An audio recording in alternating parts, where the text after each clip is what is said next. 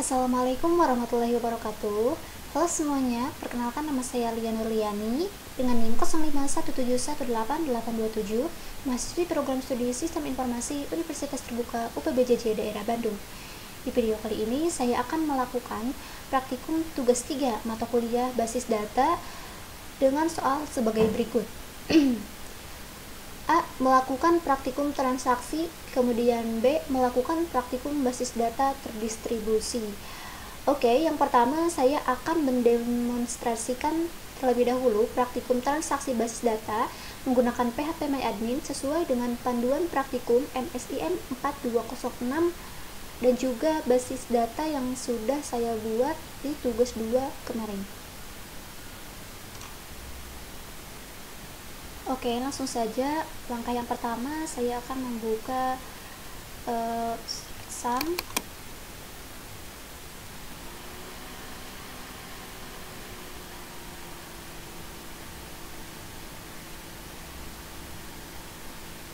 Kemudian klik start pada Apache dan juga MySQL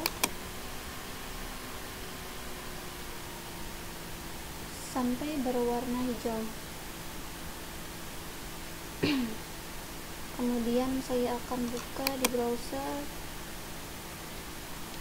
localhost phpMyAdmin.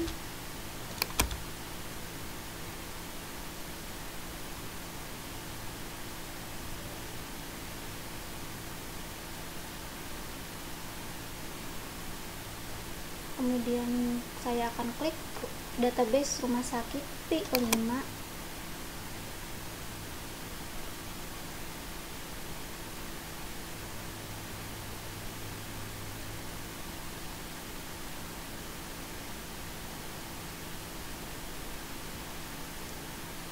Pastikan semua tabel sudah InnoDB di bagian tipe. Di sini sudah InnoDB. Kemudian di praktikum transaksi basis data itu ada 4 poin. Yang pertama ada commit, yang kedua ada rollback, kemudian set point, dan yang terakhir itu trigger. Di sini yang pertama itu transaksi dengan commit.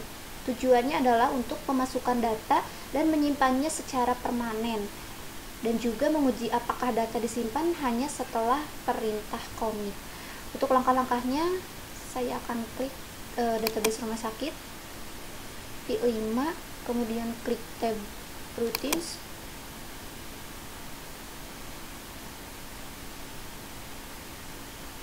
kemudian klik create new routine.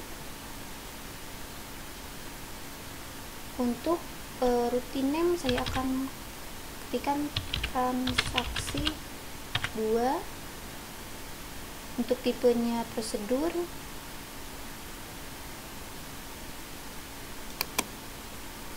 kemudian untuk di bagian definitionnya saya akan drop, kemudian add parameter. Untuk transaksi 2 ini saya sudah buat transaksi 2, tinggal copy, kemudian kita pastekan. Begin insert into pasien, dari nama pasien, jenis kelamin, alamat pasien, kemudian values-nya Tito, laki-laki, jalan kaki saja, nomor 25, kemudian commit dan end. Setelah itu kita klik go. Oke, rutin transaksi 2 berhasil untuk dibuat. Kemudian kita akan klik SQL.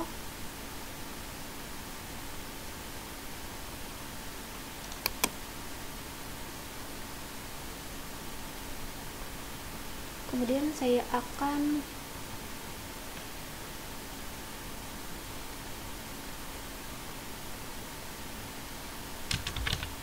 jalankan call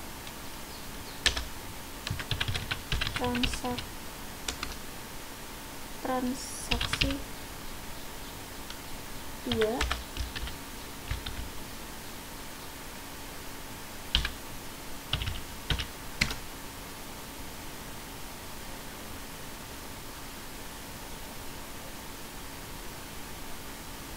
call transaksi 2, kemudian go. Oke, kemudian klik tabel pasien, kemudian browse. Nah, di sini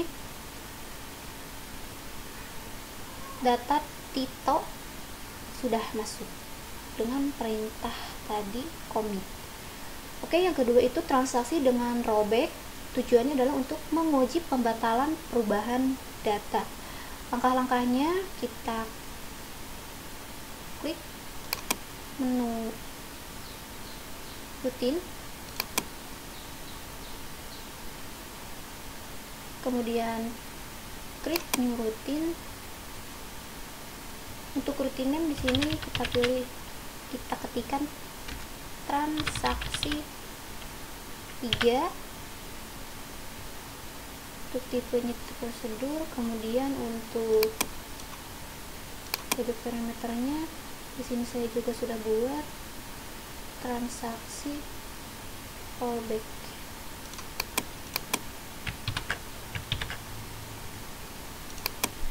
Kemudian kita paste di sini begin start transaction, update pasien, set nama pasien, dana where atau dimana ID pasiennya 3, kemudian rollback end.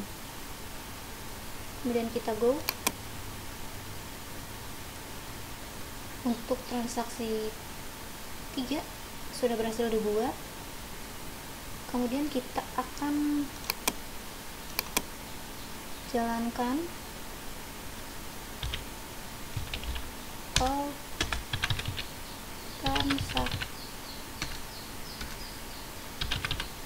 transaksi 3,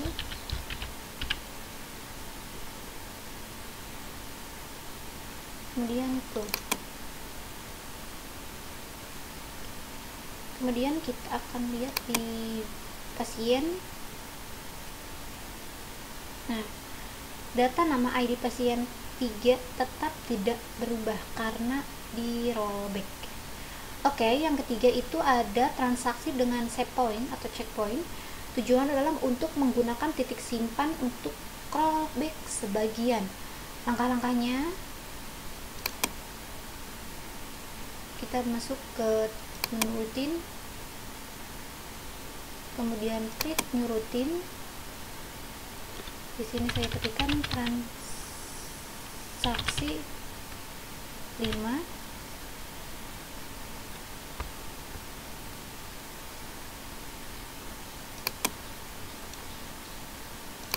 kemudian untuk edit parameternya saya sudah buat transaksi 5 set point.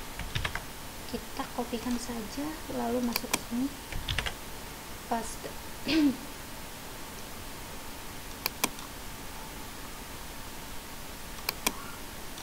Begin start transaction, insert info pasien, nama pasien, jenis kelamin, alamat pasien, values-nya Andi, L, Tasik, kemudian set point, poin 1. Insert info pasien, nama pasien, jenis kelamin, alamat pasien, values-nya Budi, L atau laki-laki, kemudian Garut, rollback to point 1. Insert info pasien, nama pasien, jenis kelamin, alamat pasien, values-nya Citra, P, perempuan, lokasi, kemudian commit dan end. Setelah itu kita klik go. Oke, untuk transaksi 5 sudah berhasil dibuat. Kemudian kita klik tabel pasien.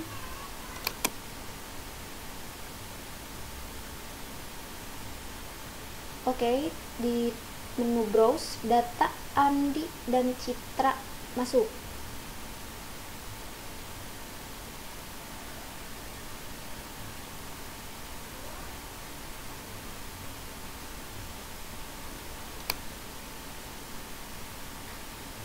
Oke, kita akan call dulu SQL, kemudian call transaksi. Saya akan lanjutkan.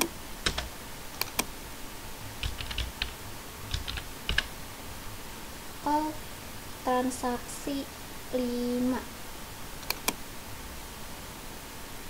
Oke, kita akan lihat di tabel pasien. Nah, sudah ada. Data Andi dan Citra sudah masuk. Tadi tidak masuk karena saya belum call di SQL-nya.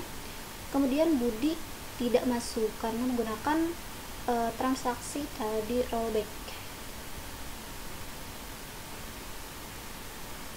Set point. Kemudian lanjut yaitu trigger. Tujuannya adalah untuk update stok obat otomatis saat pasien beli obat atau otomatis mengurangi stok obat. Oke, yang pertama kita akan buat tabel obat dan juga transaksi obat.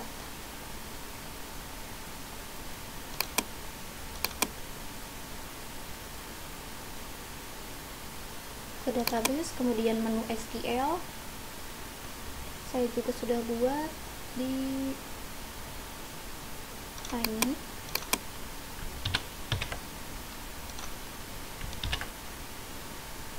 Create table untuk obat. ID obat itu integer, auto increment, otomatis nanti dari sistem. Kemudian kode obatnya itu parchar, maksimum nilainya 5. Kemudian nama obat parchar, maksimum 30. Untuk harga itu integer, stok juga integer. Kemudian tabel yang kedua, create table, tabelnya transaksi obat. Kemudian ada ID transaksi itu sama, nanti primary key-nya. Kemudian ID pasien itu integer, ID obat integer, jumlah juga integer, total harga juga integer. Sudah ini ketikkan, kemudian kita klik go.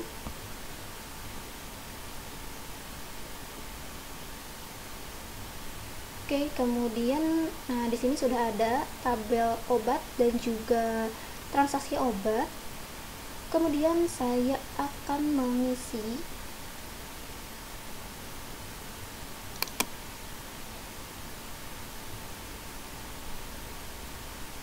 untuk isi data obat di tabel obat, kemudian di SQL.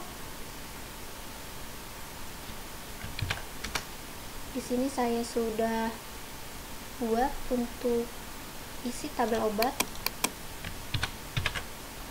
Tinggal kita copy di sini, insert into obat, kode obat, nama obat, harga stok, values.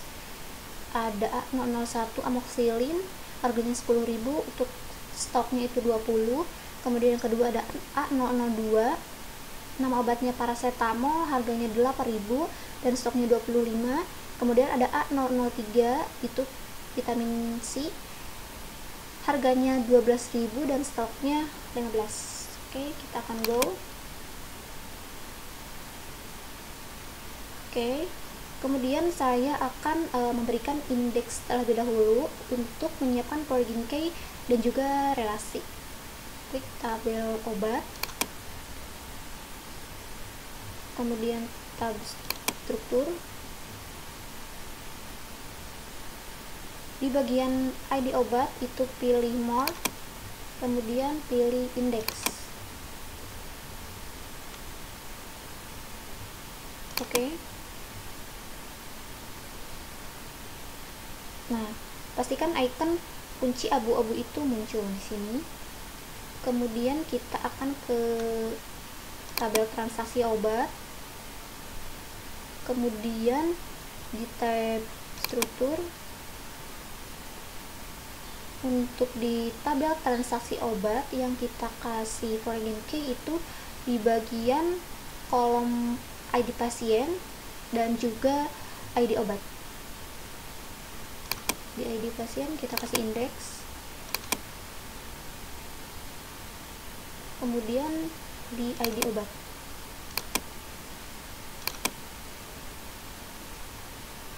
Oke, sudah ada muncul kunci abu-abunya untuk 2. Kemudian saya akan lanjut ke relasi antar tabel dengan desainer. Saya klik database rumah sakit P5, kemudian di sini ada more. Saya akan pilih desain. Oke, ini saja database. Ya, ambil transaksi.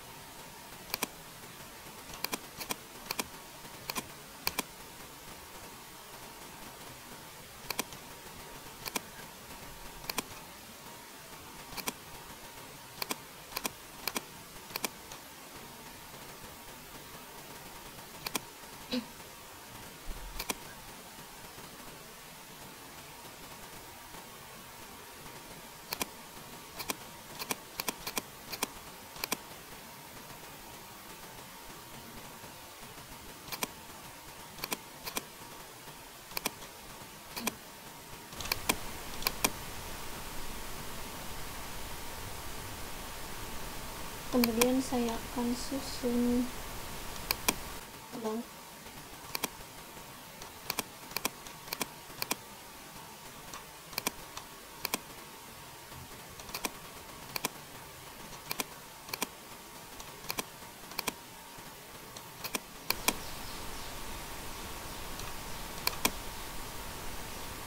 Oke, tadi saya menambahkan relasi untuk transaksi obat itu ID pasien dan juga di tabel pasien yang sama ID pasien, kemudian pada transaksi obat ID obat, kemudian di tabel obat relasinya di ID obat sama. Kemudian untuk on delete itu dan on update escape, kemudian sudah saya oke dan simpan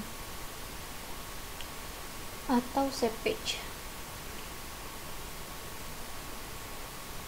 Oke, modifikasi sudah berhasil disimpan. Kemudian saya akan lanjut ke trigger.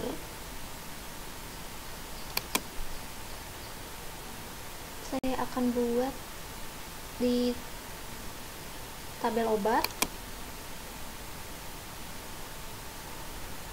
kemudian di trigger, tab trigger, kemudian create new trigger. Untuk trigger name saya kasih nama tg jual. Untuk tabelnya pilih transaksi obat, kemudian untuk time-nya itu after, event-nya itu insert, kemudian untuk definition update stock.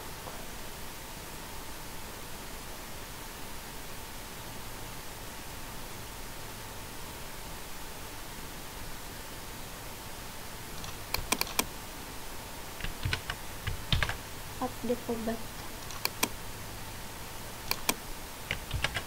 saya sudah buat tadi di notepad, kemudian saya pastikan di sini. Update obat set stock sama dengan stok kurang new jumlah, kemudian where dimana ID obat sama dengan ID obat, kemudian go. Oke. Kemudian kita akan lanjut ke uji trigger.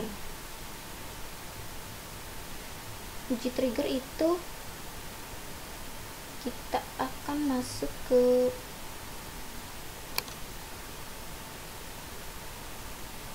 kita akan lanjut ke uji trigger.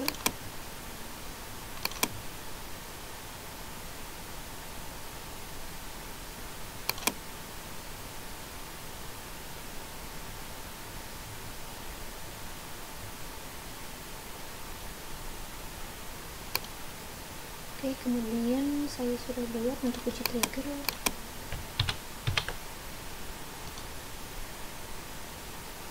Di database rumah sakit di menu SQL, kemudian kita pastikan dan klik go. Oke, sudah berhasil. Kemudian kita akan klik tabel obat,